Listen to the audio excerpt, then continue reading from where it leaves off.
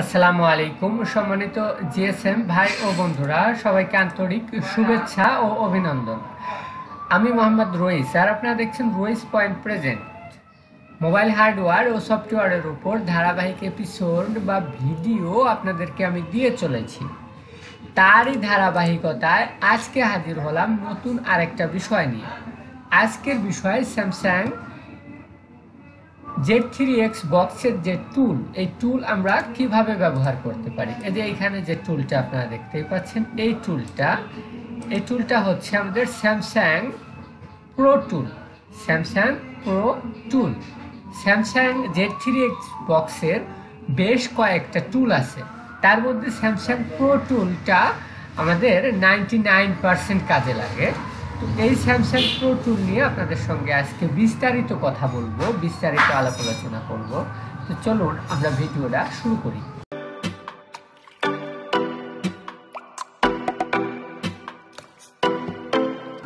প্রথমেই আমাদের যেটা করতে হবে, আমাদের স্যামসাং যে Z3X বক্স যেটা আছে সেটা হচ্ছে আমাদের কম্পিউটারে কানেক্ট করতে হবে। আমাদের অলরেডি স্যামসাং Z3X বক্স টুল কানেক্ট করা।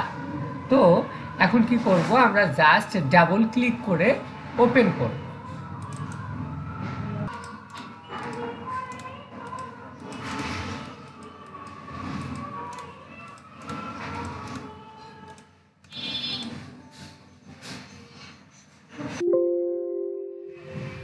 সম্মানিত জিএসএম, আপনারা দেখতেই পাচ্ছেন আমাদের কাঙ্ক্ষিত টুলটি ওপেন হয়ে গিয়েছে।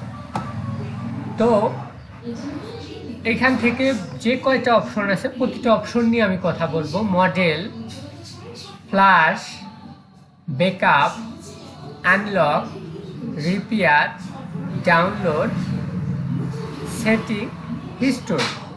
তো প্রথমে যেটা আছে সেটা হচ্ছে আমাদের মডেল।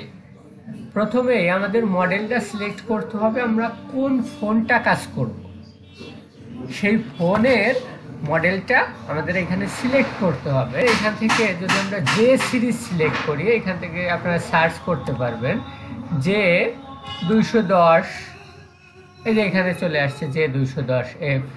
এখান থেকে আপনারা যদি ম্যানুয়ালিভাবে সিলেক্ট করেন যদি, তাহলেও কিন্তু হবে।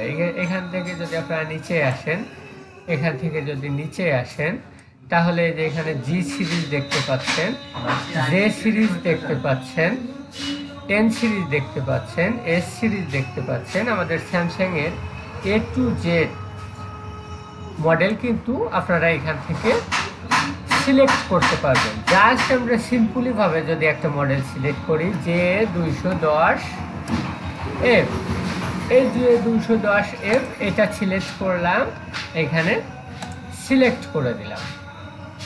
তো এইখানে সিলেক্ট করে দেওয়ার পরে চলে গেছে আমাদের মডেল থেকে চলে আসছে পরের অপশন ফ্ল্যাশ। এখানে ফ্ল্যাশে আপনাদের যদি 4 ফাইল থাকে, ফ্ল্যাশ ফাইলটা যদি 4 ফাইল থাকে তাহলে পিট ফাইল, বুট ফাইল, পিডিএফ, ফোন, এরপর SCS, তাহলে এখানে আপনারা 4 ফাইলটা ধরিয়ে দিতে পারবেন। আর যদি সিঙ্গেল ফাইল থাকে তাহলে শুধুমাত্র আপনারা পিডিএতে ধরিয়ে দিবেন। সিঙ্গেল ফাইল থাকলে পিডিএতে ধরিয়ে দিবেন, 4 ফাইল থাকলে 4 ফাইল ধরিয়ে দিবেন। এটা হচ্ছে আমাদের ফাইল। এইখান থেকে আমরা ফাইলগুলো দেখিয়ে দিয়ে বা ধরিয়ে দিয়ে বা ফাইলগুলো আমাদের তুলে খাওয়াইয়ে দিয়ে আমরা কি করতে পারবো, এখান থেকে ফ্ল্যাশ করতে পারবো। আমাদের দ্বিতীয় যে অপশন মডেল সিলেক্ট করার পরে এটা কিন্তু আমাদের ফ্ল্যাশে আমরা কি করব, ফাইলগুলো দেখিয়ে দেওয়ার পরে এখান থেকে আমরা রিপার্টিশন করতে পারবো। এখান থেকে আমরা ক্লিয়ার EFS করতে পারবো। এখান থেকে আমরা আপডেট বুট করতে পারবো। এইখান থেকে এগুলো সিলেক্ট করার পরে তারপরে জাস্ট আমরা ফ্ল্যাশ করে দেবো। আমরা কি করব, জাস্ট ফ্ল্যাশ করে দেবো। আর ফ্ল্যাশ করার আগে আমাদের যেটা দরকার সেটা হচ্ছে আমাদের ফ্ল্যাশ মুড। আমাদের যে মুডে ফ্ল্যাশ করতে হবে সেটা হচ্ছে ডাউনলোড মুড। আমরা নর্মালি ফোনকে অন রেখে যদি রিবোট টু ফ্ল্যাশ ফোনকে অন রেখে ইউএসবি কেবলিং করার পরে রিবোট টু ফ্ল্যাশ যে অপশন আপনারা দ্বিতীয় পর্যায়ে দেখতে পাচ্ছেন, ফোনকে অন রেখে রিবুট টু ফ্ল্যাশে আমরা ইউএসবি কেবলিং করার পরে রিবুট টু ফ্ল্যাশ যদি আমরা ক্লিক করি তাহলে কিন্তু আমাদের ফোনটা ডাউনলোড মোডে চলে যাবে। আর ডাউনলোড মোডে যাওয়ার পরে আমরা ফোনকে ফ্ল্যাশ করতে পারবো। আমাদের তো এক একটা মুডে নিয়ে যাওয়ার পরে আমাদের এক একটা কাজ করতে হবে। তো এইখানে আপনারা এটা ফ্ল্যাশ, এটা হচ্ছে আমাদের রিবুট টু ফ্ল্যাশ। আর আমরা নর্মালিও কিন্তু ডাউনলোড মোড কিন্তু আমরা ম্যানুয়ালিভাবেও নিতে পারি। সেটা হচ্ছে আমাদের হোম বাটন, ভলিউম ডাউন এবং পাওয়ার বাটন একসঙ্গে প্রেস করে ধরে রাখলে পারে আমাদের কন্টিনিউ আপ, ভলিউম যদি আপ প্রেস করি তাহলেও কিন্তু আমাদের চলে যাবে ডাউনলোড মোডে। তারপরে ডাউনলোড মোড থেকে আমরা এখান থেকে ডাউনলোড মোডে নিয়ে আসার পরে ফ্ল্যাশ করতে পারবো। তো এখান থেকে আমরা ফ্ল্যাশ করতে পারবো। তারপরে আমরা কি করতে পারবো, 3 নাম্বার অপশনের রিড পিট, এইখান থেকে আমাদের যে ফোনের মধ্যে যে পিট ফাইলটা আছে এই পিট ফাইলটা এখান থেকে আমরা রিড করতে পারবো। তো এটা ছিল আমাদের ফ্ল্যাশ। তারপরে যদি আমরা চলে আসি ব্যাকআপ, এই ব্যাকআপে আসার পরে আমাদের বেশ কয়েকটা অপশন এখানে কিন্তু দেখাচ্ছে। ব্যাকআপে আসার পরে এখান থেকে আমরা কি করতে পারবো, ব্যাকআপে আসার পরে আমরা এখান থেকে রিড ইএফএস করতে পারবো, রাইট ইএফএস করতে পারবো।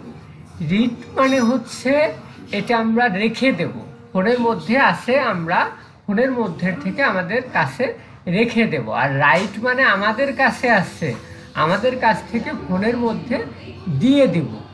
রিড মানে রেখে দেব, রাইট মানে দিয়ে দিব। তো এখান থেকে রিড সিআরটি করতে পারবেন, রাইট সিআরটি করতে পারবেন। এখানে আপনারা দেখতেই পাচ্ছেন এখান থেকে সিআরটি ফাইলগুলো করতে পারবেন। আর এই কাজগুলো করার জন্য আমরা মডেলটা যদি একটু চেঞ্জ করি, শুধুমাত্র যে 210G যদি আমরা সিলেক্ট করি, তারপরে যদি আমরা ব্যাকআপ অপশনে যাই, এখানে কিন্তু বেশ কয়েকটা অপশন চলে আসছে। যে অপশনগুলো আমাদের যে 210-এ আসছিল না। তো এইখান থেকে আমরা কি করতে পারবো, রিড ফোন ইনফরমেশন সেট করে এডিবি মোডে কানেক্ট করার পরে এখান থেকে আমরা কি করতে পারবো, ফোন থেকে আমরা ফোনের ইনফরমেশন বের করে ফোন ইনফরমেশন, রিড ইনফরমেশন, ফোনের মধ্যে যে ইনফরমেশনগুলো আছে এটা আমরা দেখতে পারবো। ছিল আমাদের রিড ইনফরমেশন। তারপরে এখান থেকে রিড ইএফএস করতে পারবো, ইএফএসকে আমরা রিড করতে পারবো, রাইট ইএফএস করতে পারবো, এখান থেকে রিড সিআরটি করতে পারবো, এখান থেকে রিড সিআরটি ডিএস করতে পারবো, এখান থেকে রাইট সিআরটি করতে পারবো, এখান থেকে রাইট এনভি ডাটা করতে পারবো। এখানে আপনারা কিন্তু সব দেখতেই পাচ্ছেন। আর এই অপশনগুলো শুধুমাত্র নতুনদের জন্য, যারা নতুন Z3X বক্স কিনেছেন, নতুন ফ্ল্যাশের কাজ শিখেছেন তাদের জন্য এই ইনফরমেশনগুলো। এরপরে এটা ছিল আমাদের ব্যাকআপ। তো তারপরে এই ব্যাকআপ থেকে আমরা চলে আসবো আনলকে। আনলক আমাদের 4th নাম্বার অধ্যায়। তো আনলকে যদি আসি, আনলকের প্রতিটা কাজ এডিবি মোডে কানেক্ট করতে হবে। প্রথমে ফোনকে রুট করতে হবে, তারপরে এডিবি মোডে কানেক্ট করতে হবে। তারপরে আমরা এই আনলকের কাজগুলো করতে পারবো। বিশেষ করে এই যে ইসের যে কাজগুলো আছে, আমাদের রিপেয়ারের যে কাজগুলো আছে, এটা কিন্তু আমাদের এই রিপেয়ারের যে 5 নাম্বার অপশন রিপেয়ারে হচ্ছে রুটটা বাধ্যতামূলক। আর এইখানে আনলকে কিছু অপশন আছে রুট করতে হবে, আবার কিছু অপশন আছে রুট না করলেও হবে। এই যে এইখানে আনলকে যদি আমরা আসি, তাহলে ফোনকে যদি আমরা কানেক্ট করি, তাহলে কিন্তু এই যে এইখানে ফোন যদি এই যে এখানে আমরা প্রথমে মডেল সিলেক্ট করছি যে 210G। তো এইখান থেকে যদি আমরা আনলকে আসি, তো এইখানে আমাদের যে 210G, এই যে এইখান থেকে আমরা রিড ফোন ইনফরমেশন করতে পারবো, রিড কোড করতে পারবো, আমাদের কোডটা এখান থেকে রিড করতে পারবো। এরপরে আমাদের এইখান থেকে রিড করতে পারবো। আর এইখান থেকে আমরা আনলক করতে পারবো। আমাদের কান্ট্রি লকের যে বিষয়টা আমরা বললাম, সেইটা হচ্ছে এই যে এখান থেকে আমরা সেই কান্ট্রি লকটা কিন্তু এখান থেকে দেখতে পারবো। আমাদের কান্ট্রি লক কত কোড এই ফোনের মধ্যে সীমাবদ্ধ আছে, সেই কোডটা কিন্তু এখান থেকে আমরা এডিবি মোডে এই যে ফোন ইনফরমেশন, এই যে ব্যাকআপের মতনই, কিন্তু ব্যাকআপের মতনই এই যে এখানে আনলকে এসে ফোন ইনফরমেশন করতে পারবো। এখান থেকে রিড কোড, আমরা শুধুমাত্র যে কোডগুলো আছে সেই কোডগুলো রিড করতে পারবো। সেটা হতে পারে কান্ট্রি লকের কোড, সেটা হতে পারে স্ক্রিন লকের কোড। তো এইখান থেকে যদি এই যে এইখান থেকে যে আনলকে যদি আমরা ক্লিক করি তৃতীয় নাম্বারে, তাহলে কিন্তু আমাদের ফোনটা কান্ট্রিটাও আনলক হয়ে যাবে। তো আমি কিন্তু বলেছি কিছু কিছু মডেল, এখানে বেশিরভাগ মডেলই কাজ করবে, লেটেস্ট মডেলগুলো পেইডভাবে কাজ করতে হবে। এখানে আইডি পাসওয়ার্ড আছে, শেষ পর্যায়ে আপনাদের সেটিং থেকে দেখাবো আইডি পাসওয়ার্ড। সেই আইডি পাসওয়ার্ডের মাধ্যম দিয়ে একেবারে লেটেস্ট ফোনগুলোও আপনারা এই কাজগুলো করতে পারবেন। এটা আপনার এই যে এখানে রিসেট প্যাটার্ন লক, এখানে 3 নাম্বার অপশনে রিসেট, 4 নাম্বার অপশনে রিসেট প্যাটার্ন লক, কিন্তু এখানে প্যাটার্ন লক কিন্তু রিসেট করতে পারবেন। তারপরে এই যে এইখানে দেখতে পাচ্ছেন reset FRP react EE, reset FRP react EE. তো এখানে আপনারা এই যে অপশনটা দেখতে পাচ্ছেন, এটা হচ্ছে যে ফোন এফআরপি হয়ে যায়। আপনারা জানেন যে অনেকেই জানেন, আবার অনেকে জানেন না, জিমেল থাকা অবস্থায় যদি ফোনকে রিসেট করা হয়, হ্যান্ড রিসেট করা হয় বা ফ্যাক্টরি রিসেট করা হয়, তাহলে কিন্তু আমাদের এফআরপি লক হয়ে যায়। আর এফআরপি লকটা হচ্ছে আমাদের যে পূর্বের জিমেল ফোনের মধ্যে ছিল, সেই জিমেল না দেওয়া পর্যন্ত আমাদের ফোনটা হোম স্ক্রিনে যায় না। তো এখানে ওয়াইফাই চায়, আর ওয়াইফাই দিলে পারে আমাদের ফোন জিমেল অপশনে চলে যায়, জিমেল দিতে বলে। তো সেই জিমেল, সেইটাই হচ্ছে এফআরপি লক। এখান থেকে কিন্তু আপনারা এক ক্লিকে এফআরপিটা রিমুভ করতে পারবেন, এক ক্লিকে এফআরপিটা রিমুভ করতে পারবেন যদি এই অপশনটা থাকে। আবার কিছু মডেল থাকবে এই অপশনটা থাকবে না, reset FRP react double E, এই অপশনটা থাকবে না, শুধু এইখানে এফআরপি রিসেট এফআরপি থাকবে, শুধু রিসেট এফআরপি থাকবে। এইখানে আপনার থাকবে না হচ্ছে গিয়ে এফআরপি রিয়াক্ট ডাবল ই। যদি শুধু এইখানে আমাদের রিসেট এফআরপি অপশনটা থাকে, তাহলে আমাদের কম্বিনেশন ফাইল খাওয়ানোর পরে, কম্বিনেশন ফাইল খাওয়ানোর পরে এই যে এখান থেকে কম্বিনেশন ফাইলটা খাওয়ানোর পরে আমাদের কি করতে হবে, কম্বিনেশনটা ফাইল খাওয়ানোর পরে এডিবি মোড অন করে, কম্বিনেশনটা ফাইল খাওয়ানোর পরে এডিবি মোড অন করে, এইখান থেকে এডিবি মোডটা অন করে ইউএসবি কেবলিং করলে এডিবি মোডে আমাদের ফোনটা এই বক্সে কানেক্ট পেয়ে যাবে।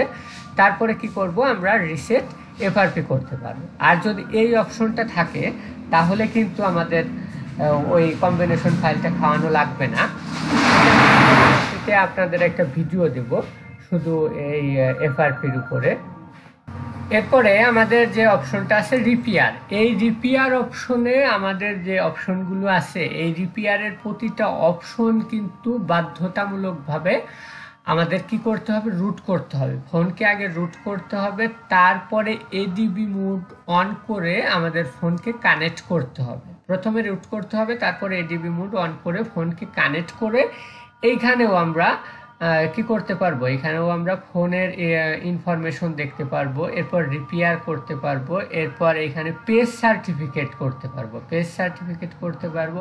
বিশেষ করে পেজ সার্টিফিকেটটা কি, দেখা যাচ্ছে যে একটা ফোন পূর্বে আমাদের রুট করা ছিল, আইমিডা রিপেয়ার করা ছিল, তো পরবর্তীতে ওই ফোনটা আপডেট করছে অথবা ফোন রিসেট করছে, তারপরে নেটওয়ার্ক আসে না, নো নেটওয়ার্ক অথবা ইমার্জেন্সি আসে, আমাদের সিম পাই কিন্তু ইমার্জেন্সি আসে, হার্ডওয়্যার জনিত সমস্যা না,